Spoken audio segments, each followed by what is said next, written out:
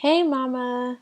I just want to take about 5 minutes to drop this word in your lap. Okay, so have you read the Bible story about the Egyptian slave woman named Hagar? You have? Have you read it recently? Either way, take a minute, pause this, and read Genesis chapter 16 and Genesis chapter 21. I promise you they're not that long. Okay, cool.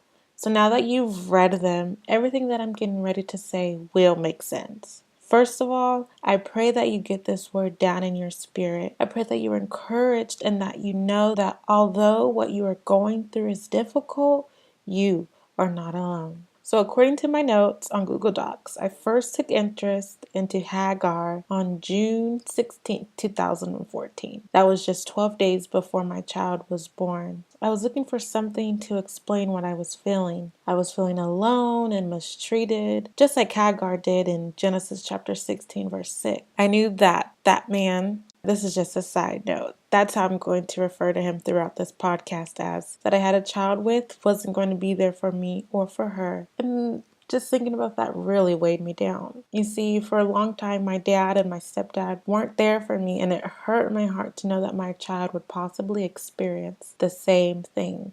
Then God showed me that I wasn't alone. God showed me that what I was getting ready to go through, many women, including one woman back in the Bible days, had experienced what I was getting ready to experience. You see, while I'm nobody's slave and that man that I had a child with is nobody's husband, I can identify with Hagar. I too tried to leave that man right away, but I ended up going back. It was God, because I came to know and I came to understand why that man wasn't going to be in our lives. It was that man's actions and the will of God that shut the door and enabled me to move on with my child by myself. And I wish I could say that man is similar to Abraham, but he isn't. The only similarities between Abraham and that man is how, like Abraham sent Hagar away with a bare minimum, that man had done the same thing. You see, one time he gave me $5. Okay, he gave me $5 for a pack of diapers when the cheapest diapers cost $8 plus tax. And that's the first and the last thing that man has ever done for us. But I'm not mad. At first, I was.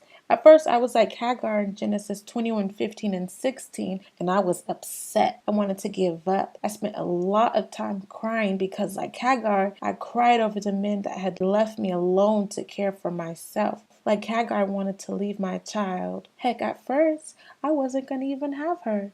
I told God no because I knew that man wasn't going to help me. But God said to let her come anyways. God said that because of her, we would have everything that we needed. He said that he would see us through. He said that he would provide for us. God said that she would be greater than me. And you know what? God has taken care of me and my child, and I believe in all of his promises. From one mother to another, hold on to God's unchanging hand. Know that God will take care of you because of your child. God will take care of you because of his grace. God will take care of you because that's who he is. He is a caring and he is a loving God. Know that God will provide for you way more than that man that you had a baby with ever could. People have told me time and time again, well, it took two to make the baby. It should be two taking care of it. And you know what? Those people aren't my God, so I don't have to answer to them. I trust and I believe that one day it will be two people taking care of my baby. I believe for you, like I believe for myself, that God will send a man that loves us and our children. I believe that by that man not being in my child's life, it will benefit her in the long run. That's what I believe.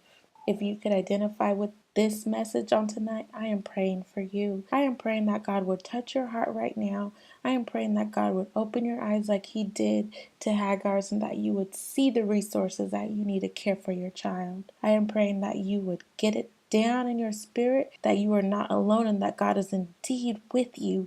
Cling to him, Mama. He will keep you and your child from all harm and danger. He will lift you up and he will make you and your child great. Amen.